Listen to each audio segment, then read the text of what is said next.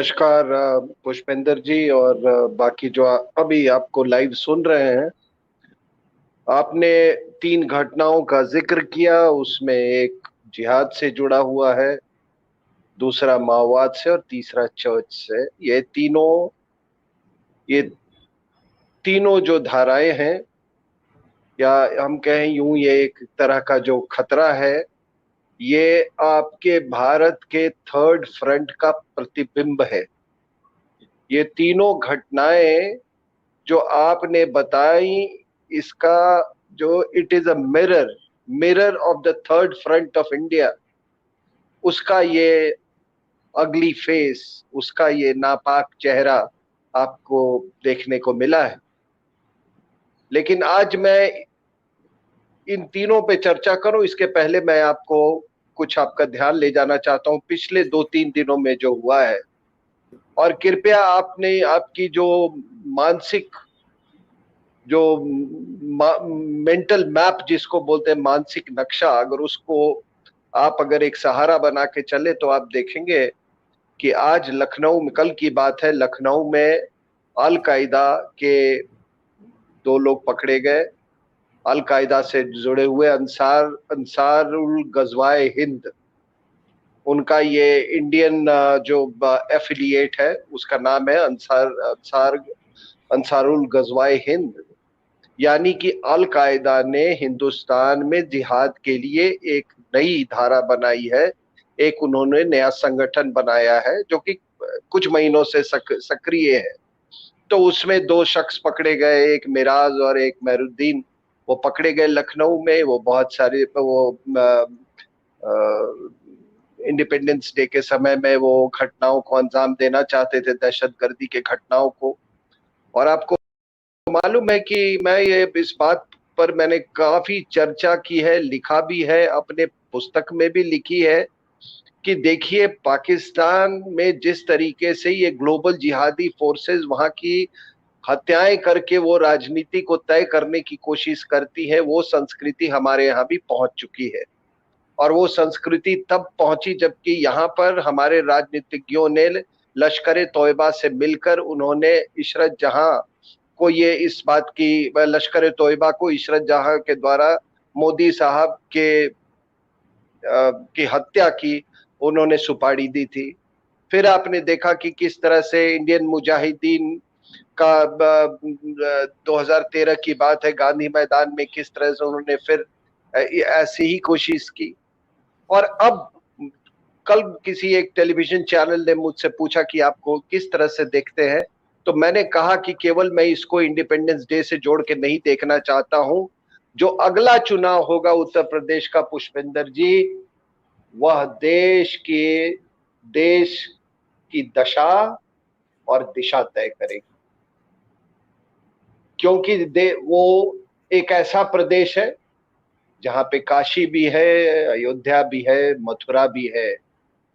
और जो काशी, मथुरा और अयोध्या का डेस्टिनी होगा, वही भारत का डेस्टिनी होगा। इसलिए चुनाव बहुत महत्वपूर्ण है। और इसीलिए इसीलिए लश्कर तोयबा ना होके एक ग्लोबल जिहादी संगठन इस जिहादी साजिश में सक्रिय है। तो सुनने वालों को शायद ये अब महसूस हो रहा होगा कि आखिर अल कायदा के पद चिन्ह क्यों देखने को आपको मिले यहाँ पे लखनऊ में।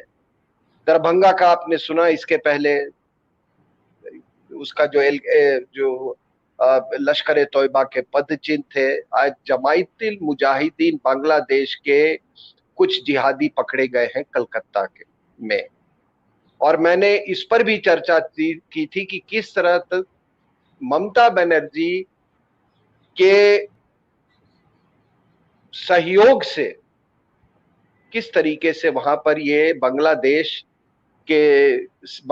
स्थित जितनी जिहादी संगठन है, उन्होंने अब हिंदुस्तान में अपना डेरा ही नहीं बना लिया, वो बंगलुरु तक पहुंच गए।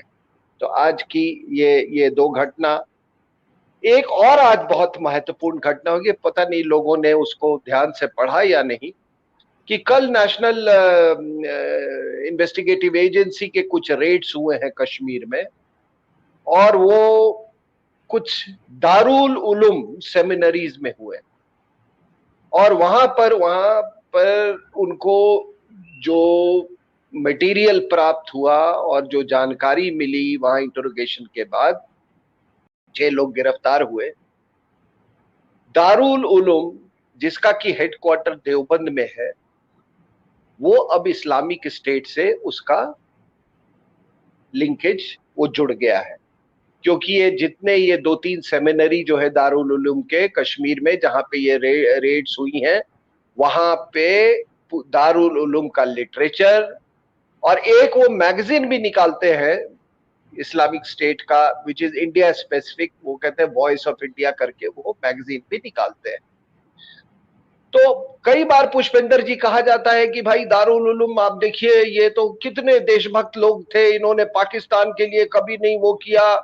एक व्यक्ति था जो कि नालायक मदूदी, वो चला गया पाकिस्तान, बाकी तो वो यहीं पे रह के वो देश की सेवा करना चाहते थे। मैंने पहले भी कहा ऐसी कोई बात नहीं थी, दोनों में बस इतनी बुनियादी फर्क था कि यहाँ के लोग जो यहाँ रह गए, ये आपके दारुल उलूम सहारा देवबंद में, उनका ये कहना था कि हम अभी दारुल हर्ब में रह रहे हैं, यहीं से बैठ के हम दारुल इस्लाम बनाएंगे। और उनका मदूदी का कहना था कि हम पाकिस्तान जाएंगे, वहां पर बेस बना के हम वहां से फिर दारुल इस्लाम बनाने की जंग हम छेड़ेंगे। तो इतना ही से फर्क था, लेकिन बाकी बेसिकली दे आर ग्लोबल जिहादी ऑर्गेनाइजेशंस। और अब पता नहीं है आज की इस बात को लोगों ने ध्यान से पढ़ा नहीं कि दारुल उलूम देवबंद का डायरेक्ट लिंकेज इस्लामिक स्टेट से। तो ये अगर आप देखें, अगर आप पूरा मैप बना ले, तो आपने कश्मीर की बात बता दी, लखनऊ का बताया, दरभंगा का बताया, मैंने आपको कोलकाता का बताया आपको, और अब आपने साउथ में जिसकी चर्चा की, केरला की। तो आप सबको मालूम है अभी कुछ दिन पहले कई अखबारों में और कई मीडिया के सूत्रों से ये रिपोर्ट किया गया कि वहां पे 2 महिलाएं हमारी, एक का नाम है फातिमा जिसका नाम एक्चुअली निमिषा है, और दूसरी का नाम है मेरिन, वो दोनों अभी काबुल जेल में हैं। कुल मिला के पुष्पेंद्र जी 4 हमारे हिंदुस्तानी अभी काबुल जेल में है। ये वो लोग हैं जो 2016 में इस्लामिक स्टेट 21 लोगों की आग जत्था गया था, उसमें ये उस जत्थे में ये के साथ थे। अफगानिस्तान गए, नंगरहार जो वहां प्रोविंस है, वहां पर इन्होंने इस्लामिक स्टेट के लिए इन्होंने अपने पतियों के साथ जिहाद छेड़ा, और उसके बाद से इनके पति जो है वो अमेरिकन स्ट्राइक के से वो मारे गए। और ये 2 का नाम मैंने बताया, निमिषा जिसका फातिमा, और ये मेरिन, और एक जिसका नाम है सोनिया सेबेस्टियन, उसका नाम था आयशा। उसका जो हस्बैंड था अब्दुल रशीद से उसने शादी की थी, वो सबसे बड़ा सरगना था इस्लामिक स्टेट खुरासान का। ये कासरगोड की रहने वाली थी केरला का, वो भी उसका पति भी मारा गया, वो भी जेल में थी। और एक चौथे का नाम है रफीला। लेकिन अभी बात केवल हम 2 जिसके बारे में ये पूरी रिपोर्टिंग हुई है अखबारों में कि ये निमिषा और फातिमा का 4 साल की बेटी है। निमिषा एक हिंदू थी और मरीन एक क्रिश्चियन। निमिषा की माता यानी उनका फातिमा की माता बिंदु, उन्होंने गुहार लगाई भारत सरकार से कि हमारी पुत्री को आप कृपया एक्स्ट्रेडाइट कीजिए, एक्स्ट्रेडिशन प्रोसेस आप शुरू कीजिए। और उन्होंने फिर केरला हाई कोर्ट का भी दरवाजा खटखटाया कि आप वहां से इनको रिपैट्रिएट करें। अब सवाल है, उनको अपनी बेटी के लिए दर्द है, मोह है, अपनी नातिन के लिए बहुत मोह होगा, वाजिब सी बात है। और मरीन की मां ने, जिनका नाम है मरियम, उन्होंने कहा कि नहीं, मुझे अपनी ये पुत्री तब तक नहीं चाहिए जब तक वो इस बात को दृढ़ता से साबित ना कर सके कि उसने ये जिहाद का रास्ता तोड़ दिया, छोड़ दिया। उसने कहा कि मुझे ऐसी बेटी नहीं चाहिए जो कि इस देश और ये समाज और इस देश के लिए जो खतरा बने। मुझे ऐसी बेटी नहीं चाहिए जो कि देश और समाज के लिए कलंक हो। अगर वो रास्ता अपना त्याग देती है तो मैं इस पर सोचूंगी, ऐसा उन्होंने कुछ बयान दिया है। अब नजरिए का फर्क है, अपना अपना दर्शन है। लेकिन ये बता दूं कि ये चारों जिनका मैंने नाम लिया, ये निमिषा एक हिंदू थी, मरीन एक क्रिश्चियन थी, और इन्होंने दो भाइयों से शादी की थी। एक का नाम था बेक्सिन और दूसरे का नाम था बेस्टियन। ये दोनों दो क्रिश्चियन भाइयों से निमिषा और मरीन ने शादी की थी। अब एक का पति जो था बेक्सिन, वो इस्लाम, दोनों भाई वो इस्लाम में उन्होंने अपना मजहब परिवर्तन कर लिया। बेस्टिन बन गया याहिया और बेक्सिन बन गया ईसा। तो दोनों पे धर्म करने के बाद दोनों की जो पत्नियां थी, प्यार करती थी, मोहब्बत था। निमिषा एक डेंटल स्टूडेंट थी फाइनल ईयर में, और मरीन जो थी वो कम्युनिकेटिव इंग्लिश में उसने डिग्री प्राप्त किया हुआ था और मुंबई में किसी मल्टीनेशनल में वो प्रशिक्षण प्राप्त कर रही थी। तो इन लोगों ने ये घोर जिहादी बन गए। और फिर आपको मालूम है कि इनका फिर वो जिंदगी की जो जिहादी यात्रा है वो अफगानिस्तान तक पहुंचा गई इनको। वहां पे अमेरिकन स्ट्राइक हुआ, दोनों के पति मारे गए, इनके पास कोई चारा नहीं था, इन्होंने सरेंडर कर दिया। वहां पर फिर ये काबुल जेल में स्थित है। वहां पे कोई 408 ऐसे इस्लामिक स्टेट के जिहादी हैं, जिसमें पाकिस्तान के ज्यादा है, 200 से ज्यादा, कुछ 13-14 चाइना के भी हैं और देशों के हैं। हिंदुस्तान के मैंने बताया आपको कि 4 है। और अब इनकी माता जो है वो कह रही है कि इनको वापस लाया जाए। अब सबसे गौर करने वाली बात यह है कि आखिर अभी क्यों? क्योंकि उन्हें डर है कि अब तालिबान का कब्जा होने वाला है और तालिबान के हाथों में ये लोग सुरक्षित नहीं है, इसलिए बेचैनी ज्यादा है। लेकिन गौर करने वाली बात है कि आज पूरी इस्लामिक दुनिया में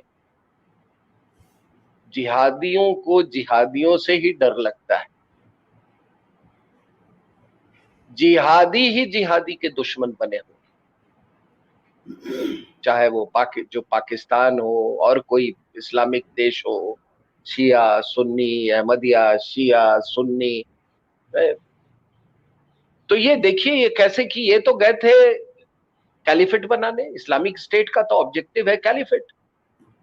लेकिन आज इनको तालिबान से क्यों इतना डर लगने लगा?